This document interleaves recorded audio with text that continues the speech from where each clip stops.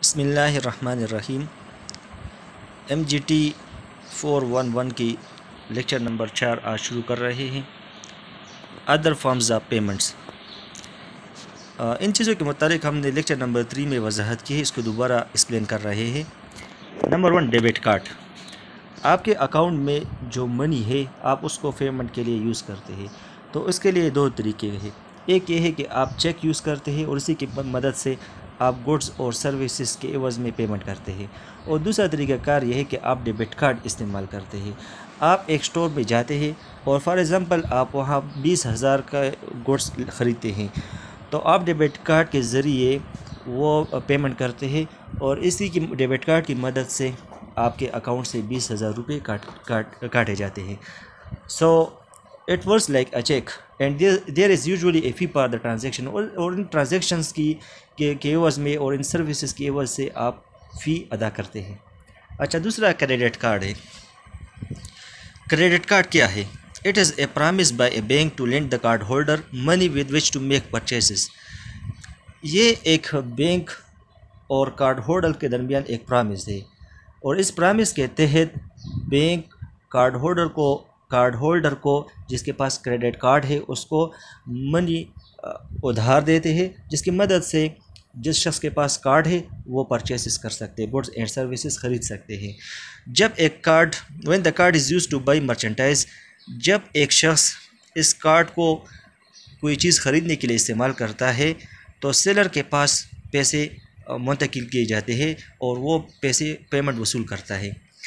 अच्छा, जो money payment के लिए कार्ड होल्डर इस्तेमाल करता है, ये मनी उसका अपना पैसा नहीं होता, बल्कि ये पेमेंट बैंक की तरफ से अदा किए जाते हैं।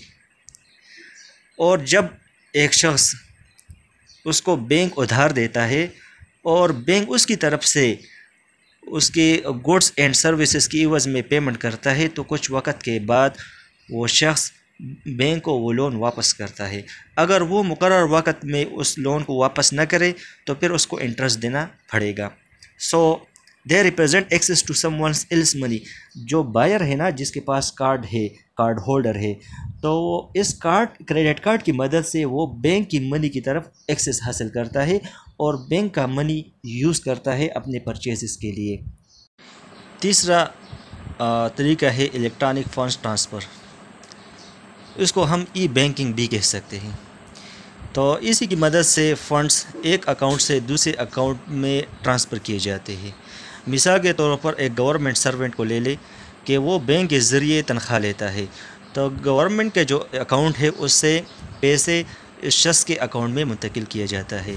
और दूसरा तरीक़ाकार ये है, और दूसरे आप बिजली के बिल्स, दीगर यूटिलिटी बिल्स आप डायरेक्टली बैंक में जमा करते हैं और एक अकाउंट से दूसरे अकाउंट में वो ट्रांसफ़र किए जाते हैं। तो it is an example of it is also a form of payment and we call it electronic funds transfer या ई बैंकिंग। तीसरा तरीक़ाकार है ई मनी। ई मनी का जो सिस्टम है, it is used for purchases on the internet. आप internet में के ज़रिए पे इंटरनेट पर आप गुड्स एंड सर्विसेज परचेज़ करते हैं। तो इसके लिए क्या होता है, आप एक अकाउंट खोलते हैं और फिर आप ई मनी का जो इशूअर है उसको फंड ट्रांसफ़र करते हैं। जब आप ऑनलाइन शॉप करते हैं तो आप इशूअर को हिदायत करते हैं कि आप ई मनी को मर्चेंट को सेंड करें। मिसाल के तौर पर आपने एक मर्चेंट से 10,000 रुपये की ट्रांजेक्शन की, मतलब उससे गुड्स ख़रीदे, तो आप इशूअर को मैसेज सेंड करते हैं कि इस शख्स को 10,000 रुपये सेंड करें। तो ये भी it is really a form of private money. ये प्राइवेट मनी की एक किस्म है। चौथा, store value card. Store value card के अगर हम एग्जांपल ले लें, जैसा कि आप प्रीपेड सेलुलर कार्ड्स लेते हैं, इंटरनेट स्क्रैच कार्ड लेते हैं या कॉलिंग कार्ड्स, आप बाज़ार जाते हैं और आप कैश देते हैं और उसके एवज़ में आपको एक कार्ड दिया जाता है और इस कार्ड की एक वैल्यू होती है, और जब आप इस कार्ड को स्क्रैच करते हैं, आप यूज़ करते हैं, तो वो सर्विसेज आपको प्रोवाइड किए जाते हैं। इसका एक और तरीक़ाकार मॉडर्न वर्ल्ड में इस्तेमाल होता है, यानी जो एडवांस कंट्रीज़ है वो क्या करते हैं, वो स्टोर वैल्यू कार्ड्स इस्तेमाल करते हैं। वो एटीएम जो ऑटोमेटेड टेलर मशीन है वहाँ पे स्टोर वैल्यू कार्ड्स वो इंसर्ट करते हैं और अपने अकाउंट से पैसे स्टोर वैल्यू कार्ड्स में मुंतकिल करते हैं। मिसाल के तौर पर आपके अकाउंट में 1 लाख रुपया है, तो आप एटीएम मशीन जाते हैं, इस कार्ड को इंसर्ट करते हैं और अपने अकाउंट से 30,000 रुपया स्टोर वैल्यू कार्ड में मुंतकिल करते हैं। जब आप मखसूस स्टोर्स में जाते हैं तो ये कार्ड आप यूज़ करते हैं और इसी कार्ड की मदद से आप परचेसेस कर रहे होते हैं और आपको कैश की ज़रूरत नहीं होती। द फ्यूचर ऑफ मनी यानी मुस्तकबिल में मनी की अहमियत में कमी होगी या इजाफा। तो इसका जवाब है कि मनी की अहमियत में और इसके इस्तेमाल में कमी वाक़या होगी। क्यों? क्योंकि ये मॉडर्न वर्ल्ड इस टाइम की तरफ जा रही है कि पेमेंट के लिए लोग सेफ और सिक्योर सिस्टम इस्तेमाल करेंगे जिसमें धोखा, फ्रॉड और चोरी का ख़तरा कम हो। फॉर एग्ज़ाम्पल, जिस तरह के हमने स्टोर वैल्यू कार्ड के मुताबिक पढ़ा, ई मनी, ई बैंकिंग, क्रेडिट कार्ड और डेबिट कार्ड, इसका इस्तेमाल करेंगे तो इसमें मनी की अहमियत कम हो जाएगी। दूसरी बात यह है कि fewer varieties of currency, a sort of standardization of money and a dramatic reduction in the number of units of account। यानी लोग थोड़े करेंसी की तरफ जा रहे, फ्यू वेराइटीज़ ऑफ करेंसी। अब देख ली दुनिया में कई करेंसीज़ है, पाकिस्तानी रुपी है, इंडियन रुपी है, अमेरिकन डॉलर है, इसी तरह टका है। हर मुल्क का अपना एक करेंसी है, लेकिन मौजूदा दुनिया में लोग फेवर वेराइटीज़ ऑफ करेंसी की तरफ जा रहे हैं। जिस तरह के यूरोपियन कंट्रीज़ है, हर मुल्क की अपनी अपनी करेंसी है, लेकिन फिर भी वो यूरो को प्रीफर कर रहे हैं और यूरो की मदद से वो ट्रांजैक्शन करते हैं। तो दुनिया में एक ऐसा सिस्टम जा रहा है फ्यूचर में कि लोग फेवर करेंसी के, थोड़े करेंसी की तरफ जाएंगे, तो इससे भी मनी का जो इस्तेमाल है वो कम होगा। हमने ये पढ़ा था कि money as a store of value. दूसरे वेल्थ के दूसरे एसेट्स भी है जिसको जो they are store of value, लेकिन मनी को हम सिर्फ इसलिए ज़्यादा तरजीह देते हैं कि ये लिक्विड है और आप किसी भी वक्त ट्रांजैक्शन के लिए मनी इस्तेमाल कर सकते हैं, और इसके बरअक्स जो दीगर एसेट्स है वो लिक्विड नहीं। मिसाल के तौर पर अगर आपके पास बिल्डिंग है, आपके पास लैंड है, आपके पास दीगर असासे है, गोल्ड है, तो वो इतने ज़्यादा लिक्विड नहीं जिसकी वजह से आप जब उसको कैश में कन्वर्ट करते हैं तो इससे आपको नुकसान हो सकता है। लेकिन मौजूदा दुनिया में कई फाइनेंशियल इंस्ट्रूमेंट ऐसे हैं जो लिक्विड बनते जा रहे हैं और इसी की वजह से मनी की अहमियत में कमी वाक़ होगी। नाउ मेजरिंग मनी, मनी को किस तरह मेजर करें? तो सबसे पहले मनी की डिफिनीशन क्या है? एक डिफिनीशन तो हमने पढ़ा था कि मनी कॉइन्स और करेंसी है, बैंक अकाउंट्स है और वो असासे जो आसानी के साथ कैश में कन्वर्ट हो सके उनको हमने मनी कहा। लेकिन ये डिफिनीशन इंतहाई नैरो है। तो सबसे पहले हम मनी को डिफ़ाइन करते हैं। सेंट्रल बैंक ऑफ अमेरिका, जिसको फेडरल रिज़र्व बैंक कहते हैं, और इसी तरह स्टेट बैंक ऑफ पाकिस्तान ने मनी की डिफिनीशन कुछ यूँ की है, मनीटरी एग्रीगेट्स। इसको money is monetary aggregates. What are monetary aggregates? Monetary aggregates में करेंसी शामिल है, बैंक अकाउंट शामिल है, वो असासे शामिल है जो आसानी के साथ आप कैश में कन्वर्ट कर सकते हैं, वो असासे शामिल है जो थोड़ा टाइम लेते हैं जिसको आप कैश में कन्वर्ट करें, और वो भी असासे शामिल है जिसको कैश में कन्वर्ट करना मुश्किल होता है। तो ये तमाम चीज़ें, ये इसको मनी एग्रीगेट कहा जाता है और ये तमाम मनी में शामिल है। अच्छा, ये बात नोट करें कि हम मनी को क्यों मेजर करें। वजह यह है कि इकॉनमी में अमाउंट ऑफ मनी चेंजेस होते हैं, यानी मनी की मकदार में इजाफा और कमी वाक़या होती है। इसी वजह से हम उसमें इसको मेजर करना चाहते हैं। आपके जहन में एक और सवाल उभर सकता है कि क्यों मनी के अमाउंट में चेंजेस वाक़या होते हैं। तो असल वजह यह है कि इंटरेस्ट रेट में चेंजेस आती है, इकनॉमिक ग्रोथ में बढ़ सकती है, कम हो सकती है, इसी तरह इन्फ्लेशन में इजाफा हो सकता है। तो इन चीज़ों की वजह से अमाउंट ऑफ मनी में चेंजेस वाक़या होती है। What is inflation? इन्फ्लेशन का मतलब है कि जब अशिया की कीमतों में इजाफा हो जाए तो उसको इन्फ्लेशन कहा जाता है। मिसाल के तौर पर आजकल बहुत ज़्यादा इन्फ्लेशन है, जो चीज़ 100 रुपये पे मिलती थी अब वो 130, 120, 150 रुपये पे मिलती है, तो ये इन्फ्लेशन है। तो आप इन्फ्लेशन के दौरान वो चीज़ें जो आप एक माह पहले, एक साल पहले 1000 रुपये पे ख़रीदते थे, अब वो 1500 रुपये पे आप ख़रीद रहे हैं। तो इन्फ्लेशन के दौरान मनी की वैल्यू में कमी वाक़या होती है। अच्छा, इन्फ्लेशन की वजह क्या है? इसके कई वजूहत है, लेकिन जो प्राइमरी काज है वो ये है कि गवर्नमेंट बहुत ज़्यादा मनी इशू करे और बहुत ज़्यादा मनी प्रिंट करे। तो मनी ग्रोथ का ताल्लुक इन्फ्लेशन से है। तो अब हम ये मालूम करना चाहते हैं कि how much money is circulating. हम ये मेजर करना चाहते हैं कि आजकल इकानमी में कितना मनी और सर्कुलेशन में है। तो हमने पहले पढ़ा कि money as a means of payment, और अगर हम ये मालूम करें कि कितने करेंसी वो सर्कुलेशन में है तो ये बात अनरियलिस्टिक है। वजह ये है कि अदरवाइज आप पेमेंट्स भी मौजूद है, जैसा कि हमने ई मनी पढ़ा, debit cards, credit cards, e banking, तो स्टोर वैल्यू कार्ड्स। तो there are other forms of payment, so we can say that if we want to measure the quantity of money, यानी the quantity of currency in circulation, it will be unrealistic। तो इसी वजह से हम money को एक broad sense में हम इसको मेजर करेंगे और उसको ऑब्ज़र्व करेंगे। तो हम क्या करेंगे, तमाम जो चीज़ें हैं, जो तमाम असासे हैं, इसको हम कैटेगरीज में डिवाइड करेंगे, यानी मॉनेटरी एग्रीगेट्स में डिवाइड करेंगे, और उसको हम नाम देंगे M1, M2 और M3। M1 क्या है? M1 में वो चीज़ें शामिल है, M1 is the narrowest definition of money, यानी ये मनी की नेरोवेस्ट डिफिनीशन है, और इसमें सिर्फ वो चीज़ें शामिल होंगे जो आसानी के साथ कैश में कन्वर्ट हो सके। इसमें करेंसी नोट्स होंगे, मुख्तलिफ अकाउंट्स होंगे जिसमें लोग चेक अकाउंट्स लिखते हैं और इन चेक्स को कैश में कन्वर्ट करते हैं। इसी तरह traveller currency in the hands of the public, लोगों के पास जो करेंसी नोट्स है। ट्रेवलर्स चेक से ये भी काम करता है कि एक बैंक एक चेक कस्टमर को देता है और वो मार्केट में इस चेक की मदद से पेमेंट करता है, ट्रांजैक्शन करता है। इसी तरह डिमांड डिपॉजिट और अदर चेकेबल डिपॉजिट्स, ये तमाम चीज़ें ये M1 में शामिल है। क्योंकि अगर हम M1 को ले लें कि what is money, money is the aggregate, monetary aggregates. कौन से मनीटरी एग्रीगेट्स? जो आसानी के साथ कैश में कन्वर्ट हो सकते हैं रेडीली। तो ये मनी की इंतहाई नेरोवेस्ट डिफिनीशन होगी। दूसरी एग्रीगेट में उसको M2 कहा जाता है, ये थोड़ा ब्रॉडर है।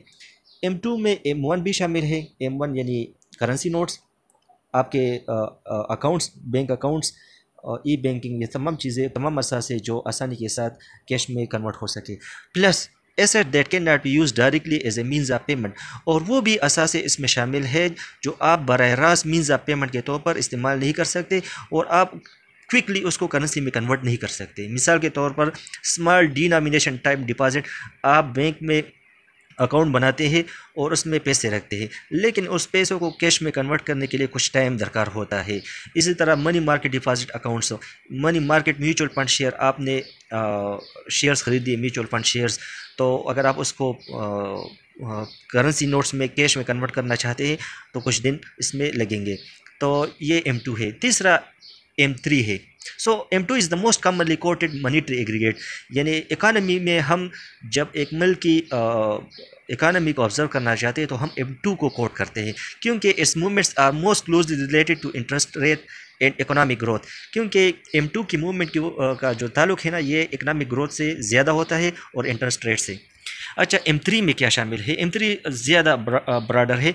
M3 में M2 शामिल है, यानी इसमें M1 प्लस M2 ये शामिल है, और उनके साथ साथ क्या है, लार्ज डिनोमिनेशन टाइम डिपॉजिट, यानी वो अकाउंट्स भी शामिल है जो इंतहाई इलिक्विड है और उसको करेंसी में कन्वर्ट करना काफ़ी मुश्किल होता है और काफ़ी ज़्यादा टाइम लेता है।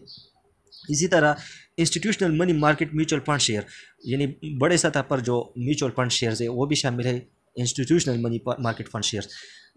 और थर्ड, रीपर्चेज एग्रीमेंट इसमें शामिल है। रीपर्चेज एग्रीमेंट क्या है? जब आप इन्वेस्टमेंट करते हैं तो आप ये एग्रीमेंट करते हैं कि भाई कुछ वक्त के बाद, कुछ अय्याम के बाद मैं दोबारा इसको दोबारा फरोख्त करूँगा, तो इसको रीपर्चेज एग्रीमेंट कहते हैं। और चौथा, यूरो डॉलर इसमें शामिल है। यूरो डॉलर का मतलब ये है कि आपके पास डॉलर्स है और ये डॉलर सिस्टम जो आपके पास है ये अमेरिकन बैंकिंग सिस्टम के आउटसाइड हो, तो इसको यूरो डॉलर कहा जाता है। तो ये भी आपके पास एक असासा है और ये M3 में शामिल है। तो हमारे पास जो हमने कहा monetary aggregates is called money, और हमने 3 ग्रुप्स बनाए, M1, जिसमें वो चीज़ें शामिल थे जो ज़्यादा लिक्विड्स थे। M2 में वो चीज़ें शामिल है जो M1 में थी, और प्लस वो असासे शामिल है जो जिसको कैश में कन्वर्ट करने के लिए थोड़ा टाइम दरकार होता है। और M3 में M1 भी मौजूद है, M2 भी मौजूद है, और वो असासे भी मौजूद है जिसको आप कैश में कन्वर्ट करना काफ़ी मुश्किल होता है। जैसा कि हम देखें एग्जांपल ली कि M2 plus large time deposits, repurchase agreement, institutional money market mutual fund balances. तो ये जो लास्ट टाइम डिपॉजिट है और रीपर्चेज एग्रीमेंट है, institutional money market mutual fund balances है, तो अगर आप इसको कैश में कन्वर्ट करना चाहेंगे तो इसमें काफ़ी टाइम कंज्यूम हो सकता है। तो ये मॉनेटरी एग्रीगेट्स, ये तीनों हम मनी की डिफिनीशन में use. State bank of Pakistan ने मार्च 2005 में मॉनेटरी एग्रीगेट्स को रिफ्लेक्ट किया है, उनको हम समझने की कोशिश करेंगे। जो फिगर्स है ये मिलियंस में है। स्टेट बैंक ऑफ पाकिस्तान ने 2005 में 7,11,997 मिलियंस करेंसी इशू किया। तो 7,11,997 में 3,188 million currency state bank of Pakistan ने रखा, और 43,914 ये स्केजुअल्स बैंक्स ने अपने पास ये करेंसी रखा। और मार्केट में यानी इकॉनमी में जो करेंसी सर्कुलेशन में थी, तो उसको मालूम करने के लिए आपने क्या करना है, जो टोटल करेंसी है 7,11,997 मिलियन, इनमें से जो स्टेट बैंक ऑफ पाकिस्तान ने अपने पास रखा यानी 3,188 माइनस करे, फिर इससे जो स्केजुअल बैंक्स ने जो करेंसी अपने पास रखे हैं 43,914 इसको माइनस करे, तो जो बाकी करेंसी है ये सर्कुलेशन में है, जो 6,64,895 मिलियन वो करेंसी वो सर्कुलेशन में है। इसके साथ साथ जो स्केजुअल बैंक डिमांड डिपॉजिट है वो 93,272 है, और स्टेट बैंक के पास जो दीगर डिपॉजिट है वो 4,826। तो आपके पास M1 वो कितना है, 4 + 5 + J यानी currency in circulation plus scheduled bank demand deposits और other deposit with state bank of Pakistan, तो ये बन गए 7,62,993 मिलियन। अच्छा, स्केजुअल बैंक टाइम डिपॉजिट वो unit 10, 100,000, 10,000 lakh, 10 lakh, 10,37,678 million. Resident foreign currency deposit unit 10, 100,000, 10,000 lakh, 1,72,074 million. तो टोटल मनी एसेट्स यानी टोटल मनी एसेट में क्या है, M1 plus scheduled bank time deposit, resident foreign currency deposit 7, 8, 9 इनको सम करे, जमा करे, तो यूनिट 10, 100,000, 10,000 लाख, 10 लाख, 19,72,745 मिलियन वो M2 है। इसी के साथ साथ M3 यानी M1 यानी M2 प्लस जो दीगर इलिक्विड असासे है या लेस लिक्विड असासे, तो इसे M3 आ जाएगा। और इसी तरह जो अमेरिका के जो सेंट्रल बैंक है, तो फेडरल रिज़र्व बैंक, उनके आदाद व शुमार ये है। M1 में currency in the hand of the public, traveller cheque, demand deposit, other checkable deposit, उनको जमा करें। फिर M2 में small denomination time deposit, saving deposit, retail money market mutual fund share. और M3 में क्या शामिल है, M2 plus large denomination time deposit, institutional money market mutual fund share, repurchase agreement, euro dollars. इन सब growth rates in monetary aggregate, Pakistan में मुख्तलिफ monetary aggregates को इस ग्राफ में रिफ्लेक्ट किया गया है फ्राम 1991 टू 2004।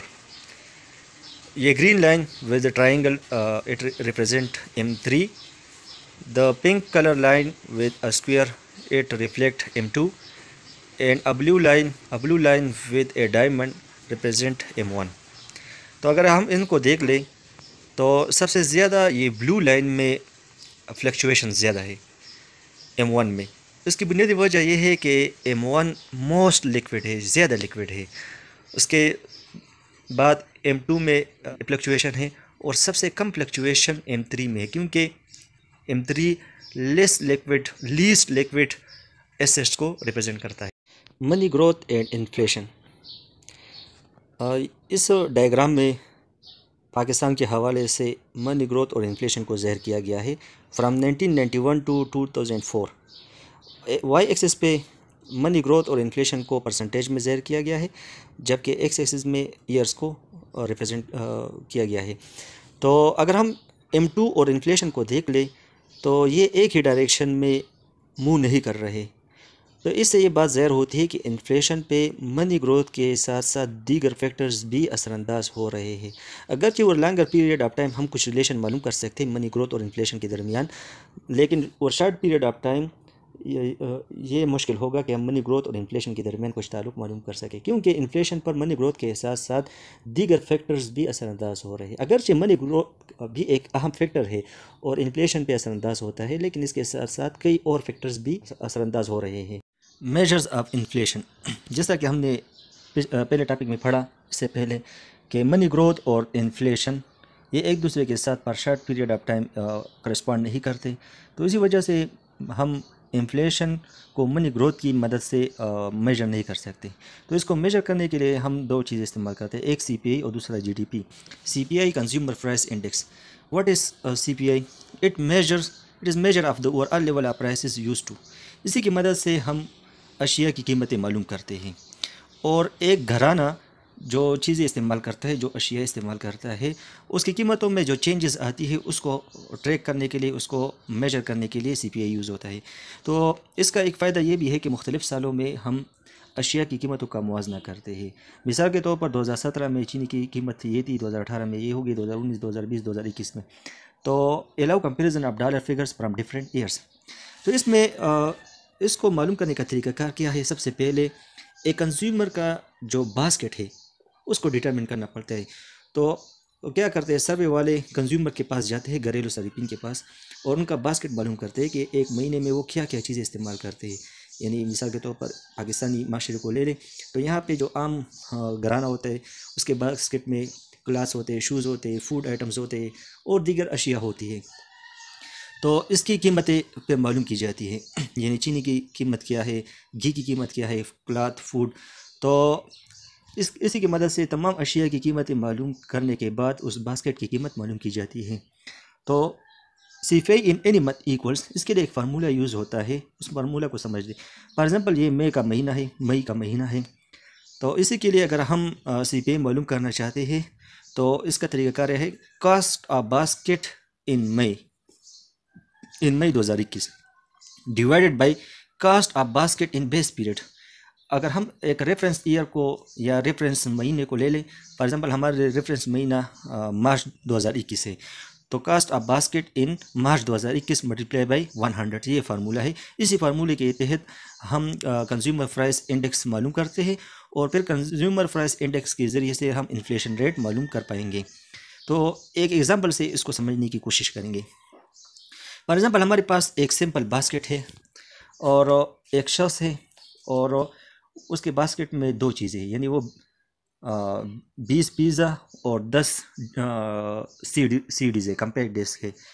2002 में एक पिज़्ज़ा की कीमत $10 थी और CD की कीमत $15 थी, और वो शख्स हर साल यानी वो जो इस्तेमाल कर रहा था 20 पिज़्ज़ा और 10 CD वो इस्तेमाल कर रहा था, तो इसकी कीमत क्या होगी? 10 multiply by 20 is equal to 200 और 15 डिवाइडेड मल्टीप्लाई बाई 10, क्योंकि वो 10 CDs इस्तेमाल कर रहा है, तो 150। 200 जमा 150 इज इक्वल टू $350, यानी 2002 में उसकी बास्केट की जो कीमत थी वो $350 थी। 2003 में क्या है, 11 कीमत है $11 एक पिज़्ज़ा की, और उसके बास्केट में 20 पिज़्ज़ा है। 11 multiply by 20 is equal to 220 जमा एक CD की कीमत 15 है और वो उसके बास्केट में 10 है, तो $150 हुए। तो 220 जमा 150 इज इक्वल टू 370। 2004 में पिज़्ज़ा की कीमत 12 हुई, तो 12 multiply by 20 is equal to 240, और क्या है 16 कीमत है 2004 में एक CD की, तो 16 ज़रबी 10 इज इक्वल टू 160, तो 240 जमा 160 इज इक्वल टू 400, यानी अब बास्केट की कीमत 2004 में वो क्या हो गई, 400 हो गई। 2005 में पिज़्ज़ा की कीमत $13 हो गई, तो 13 multiply by 20 is equal to 260 जमा 15 multiply by 10 is equal to 150, तो 260 जमा 150 इज इक्वल टू $410, यानी 2005 में इस बास्केट की कीमत $410 हो गई। अब देख लें 2002 में बास्केट की कीमत वो 350, 2003 में 370, 2004 में 400 और 2005 में $410, ये CPI होगी। अच्छा, इसको इसकी सीपीआई मालूम करने के लिए क्या है कि कौन सा फार्मूला हम यूज़ करेंगे। तो सीपीआई को मालूम करने का इंतहाई आसान फार्मूला है। आपने जो फार्मूला अभी हमने बयान किया वो है cost of basket divided by cost of basket in base year multiply by 100। अगर हम 2003 को ले लें तो 2002 को हम बेस ईयर कंसिडर करते हैं और 2003 में हम सीपीआई मालूम करना चाहते हैं। तो इसका तरीक़ाकार क्या है इन्फ्लेशन मालूम करने के लिए? हम ऐसा करेंगे कि 300 CPI of basket in that month, यानी 2003 है तो 2003 में जो बास्केट की कीमत थी वो 370 है और बेस ईयर में बास्केट की कीमत $350 है। तो 370 डिवाइडेड बाई 350 मल्टीप्लाई बाई 100, इससे 105.7 आता है, 105.7। और अगर हम 2004 की कास्ट मालूम करना चाहते हैं तो हमने दर्जा बारह फार्मूले से 400, यानी बास्केट की कीमत $400 थी। अब उसकी सीपीआई मालूम करने के लिए हम क्या करेंगे, इसको मालूम करने के लिए हम ये करेंगे कि 400 divided by $350 base year multiply by 100, इससे 114.3। अगर 2005 की हम सीपीआई मालूम करना चाहते हैं तो cost of basket in 2005 divided by cost of basket in base year, तो इस साल 2005 में बास्केट की कीमत $410 है, इसको $350 पे डिवाइड करें और 100 पे मल्टीप्लाई करें तो इससे 117.1 आता है। अच्छा, इस सीपीआई की मदद से हम इन्फ्लेशन रेट मालूम कर सकते हैं। चूँकि 2002 बेस ईयर है तो यहाँ पे इन्फ्लेशन रेट नॉट एप्लीकेबल, यहाँ पे अप्लाई नहीं हो सकता। तो 2003 का इन्फ्लेशन रेट मालूम करने का क्या तरीक़ाकार है? इसका तरीक़ाकार आसान है। 105.7 को, यानी 2003 का जो सीपीआई है इससे 2002 का सीपीआई माइनस करें और फिर बेस ईयर के सीपीआई पे डिवाइड करें। तो 105.7 माइनस 100, तो इससे और डिवाइडेड बाई 100, इससे आता है 0.057 या 5.7%। अगर 2004 में हम इन्फ्लेशन रेट मालूम करना चाहते हैं तो इसका क्या तरीक़ाकार होगा? इसका जो सीपीआई है वो 114.3 है। तो 114.3 माइनस 105.7 डिवाइडेड बाई 105.7, तो इससे आता है 0.081 या 81, या इसको हम इस तरह भी रिप्रेजेंट कर सकते हैं 8.1%। अच्छा, अगर हम 2005 में इन्फ्लेशन रेट मालूम करना चाहते हैं तो 2005 का जो सीपीआई है 117.1, इससे 2004 के सीपीआई को माइनस करें 114.3 और उसको 2004 के सीपीआई पे डिवाइड भी करें तो 117.1 माइनस 114.3 डिवाइड बाई 114.3, इससे 0.024%, 0.024 या 2.4%। यहाँ पे उन्होंने 2.5 लिखा है, या 2.4 या 2.5। तो इसी की मदद से हम इन्फ्लेशन मालूम कर सकते हैं। यानी 2003 में 5.7 इन्फ्लेशन रेट है और 2004 में 8.1 इन्फ्लेशन रेट है। 2004 और 2005 के दरमियान जो महंगाई की शरह बढ़ी वो 2.5% महंगाई बढ़ी है। इन्फ्लेशन रेट मालूम करने के लिए हमने सीपीआई यूज़ किया और सीपीआई हम उस वक्त यूज़ करते हैं, यानी consumer price index.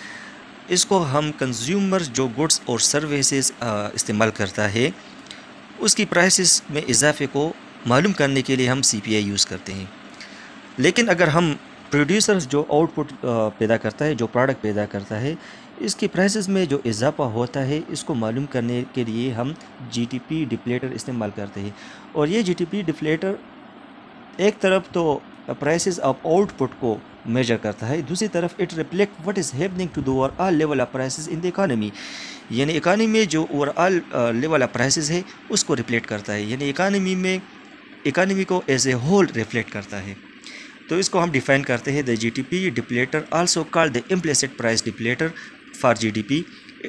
It measures the price of output relative to its price in the base year, यानी जो प्रोड्यूसर जो आउटपुट पैदा करता है इस आउटपुट के प्राइस को relative to its price in the base year measure किया जाता है with the help of GDP deflator.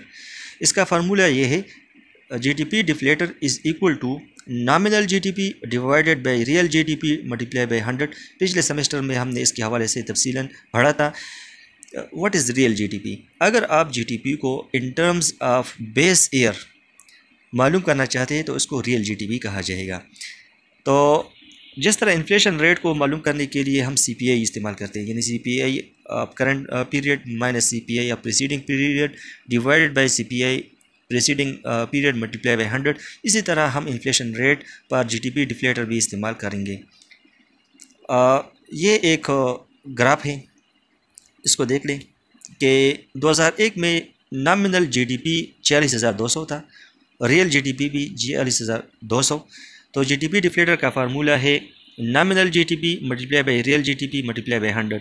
So 46,200 divide by 46,200, तो जब हम उसको डिवाइड करें तो इससे 1 आता है, 1 multiply by 100 is equal to 100। इस केस में GDP डिफ्लेटर 100 है। 2002 में नॉमिनल GDP 51,400 और रियल GDP 50,000 है। तो इस फार्मूले की मदद से हम GDP डिफ्लेटर मालूम करते हैं। Nominal GDP 51,400, real GDP 50,000। 51,400 divide by 50,000 multiply by 100, इससे 102.8 यानी GDP डिप्लेटर 102.8 है। अच्छा, 2003 में नॉमिनल GDP 58,300, रियल GDP 52,000। फार्मूले में ये व्हील स्पॉट करें तो nominal GDP 58,300 divide by real GDP वो 52,000 है, मल्टीप्लाई बाई 100, इससे 112.1 आता है।